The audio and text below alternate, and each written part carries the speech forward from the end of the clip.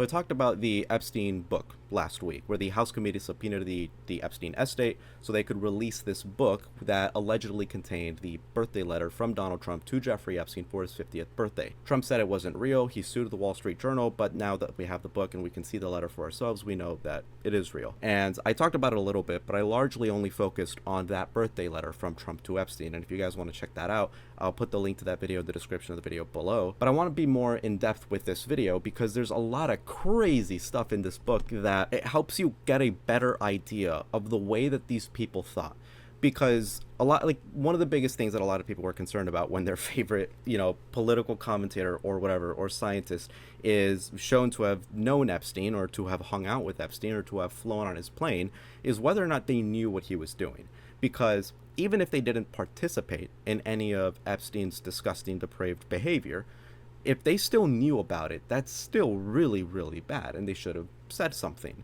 And one of the things that really just rings to me as I'm reading the book, I didn't read it back to back like it's a chapter book to review on Goodreads, but rather I read probably most of it, actually, I should say. A lot of people, probably most of them, I haven't tallied it, but it seems like most people who wrote in this book knew about what Jeffrey Epstein was doing, and they wouldn't say things explicitly, but they spoke in innuendos, they spoke in code. And I just want to go over some of the craziest pages in this book, and there might be even crazier pages that I'm missing out on, but these are some of the ones that I really just want to discuss right now. So the book itself is broken into separate sections. It goes from like family, Brooklyn, girlfriends, children, friends, or whatever. It's broken into separate sections, but you can see in some of his earlier stuff just how big of a creep Epstein was. So for example, we have here an advertisement for Epstein. It says, financial strategist Jeffrey Epstein, 27, talks only to people who make over $1 million a year. If you're, quote, a cute Texas girl, write this New York dynamo at 55 Water Street, yada yada. You can just see how he operates as a predator. And on page 57, we have something titled Girls on My Boat. And it says, we picked up girls on beach, went out on boat. I tell them with knife in my hand to take suits off. But Warren tells, don't worry, his name is JN. He's just joking. He live at so plus so, whatever it says. I tell Mark to throw knife into water. He did. The writing is just atrocious in a lot of these pages, so it's difficult to tell what it is that they're writing. But I mean, what does this mean? Is this code for something? Did this actually happen, I guess is my question. I don't understand what the purpose of this story is. Is this something that actually happened that he's retelling? Is this in code? What is this referencing? On page 63, we have, I mean, just like, I don't even know if I should just describe it or just read it, but check this out. On page 63, it's a letter from, who is this? Johnny Boy Kafka. On January 15, 2003, it says, Dearest Jeff, 50 years old, you really have had a pretty amazing life. Amazing because of where and when it started. Paul and Seymour, who was there to tell him where to stick it? Who told him to spit on her to make it wet? Maybe they had more on the ball than we all give them credit for. Like, Jesus Christ, who speaks like this? And then he just goes on to talk about where he lost his virginity, where Jeffrey Epstein lost his virginity. This is how these people think. And if there's anything that can come out of reading this, other than just finding out more names who participated and knew about the stuff that Jeffrey Epstein was into, but you can get an idea of how they think. They legitimately view people who aren't as rich, powerful, wealthy, influential as they are. They view them as lesser than, the way they talk about them. On page 115, we have something that's also cryptic and concerning. So it's a picture of Jeffrey Epstein, who I believe is on the left, don't know who that person is on the right, and it says, finally at the home of our friend, let's call him Mr. Brown, Jeffrey unveiled his plan. To some, it may have seemed a get-rich-quick scheme, but to me, it was pure genius. Rob and was the name of the plan. The first victim, redacted, to be attacked and brutally plundered.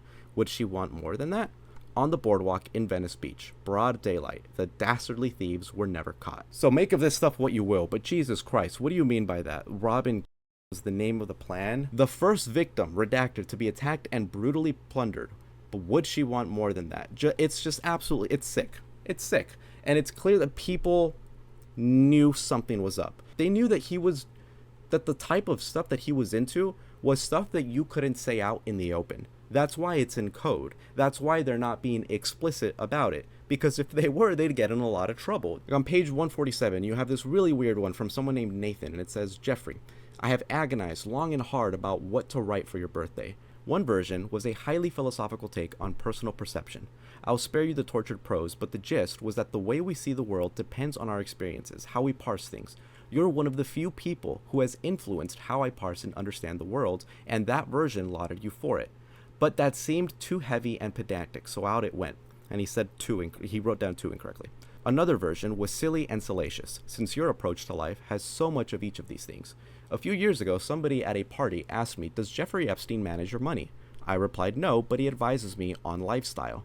The guy's eyes bugged out of his head, and he said, really? Alas, I am ill prepared to comment on your lifestyle in any detail, since I am, sadly, so far behind that it would be talking about things I know little of.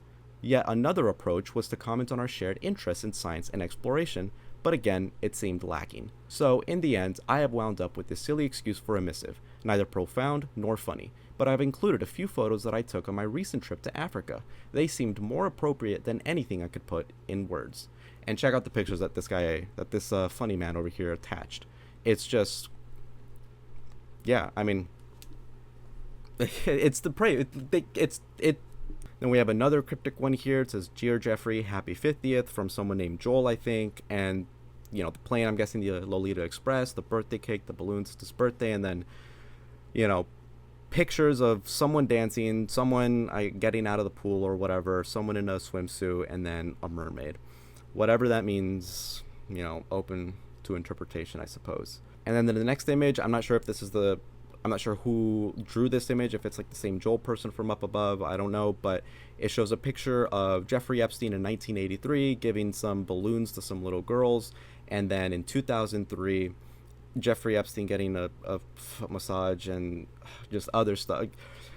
It's just really disgusting, really depraved, and the fact that it says, what a great country, is absolutely disgusting, because what Jeffrey Epstein represents, I know a lot of people would disagree with me on this, but you have this characterization of like these rich, crazy, disgusting billionaires that love this country because it allows them to do all this crazy stuff. Like, this is not what the United States actually represents. And that's why it sucks so much that the most powerful person in the world right now, the person in charge of the American presidency, the person who constantly said that he was going to release the Epstein files, that he was going to find justice for all these young children who were abused, you know, what happened to all that?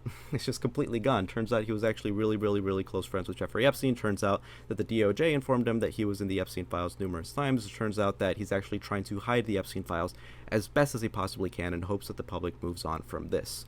And in the next image, oh, look, the next image actually is one that a lot of people were talking about because it's really creepy.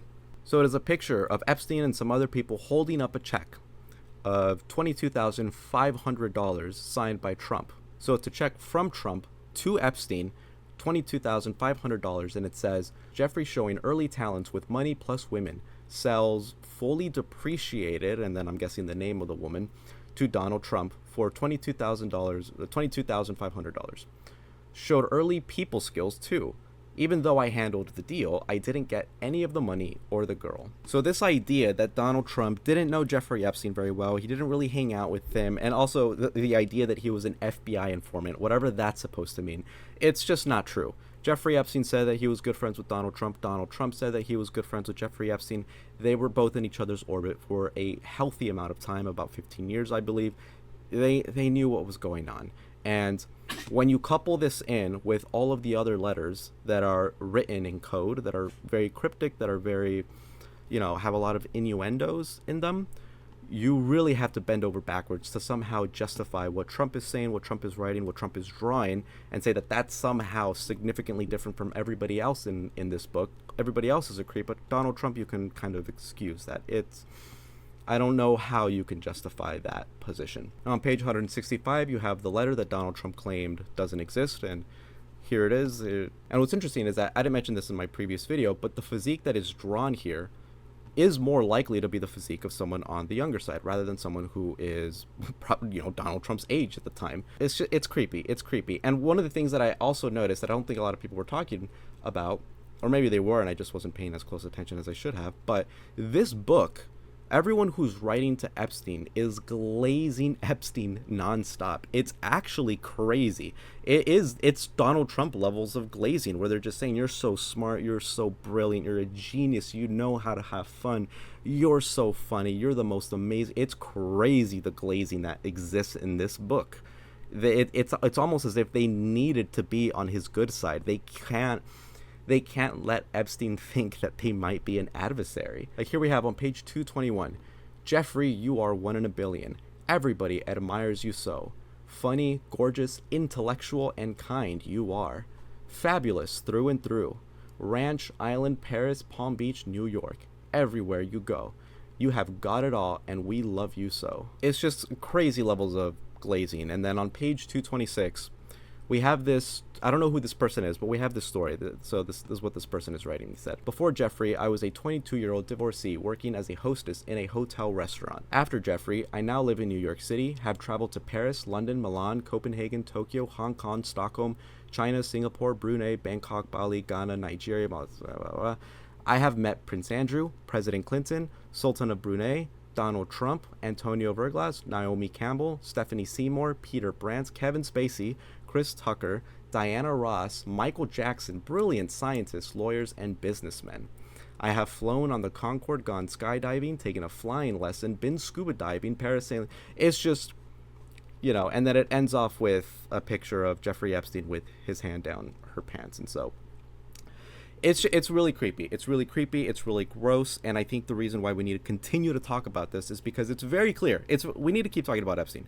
There are so many people out there that are just walking around, having fun, being rich billionaires, probably engaging in the same type of behavior that they were engaging around this time, that just have suffered no consequences whatsoever, all because Donald Trump refuses to release the Epstein files, because maybe he doesn't want to suffer consequences. I don't know.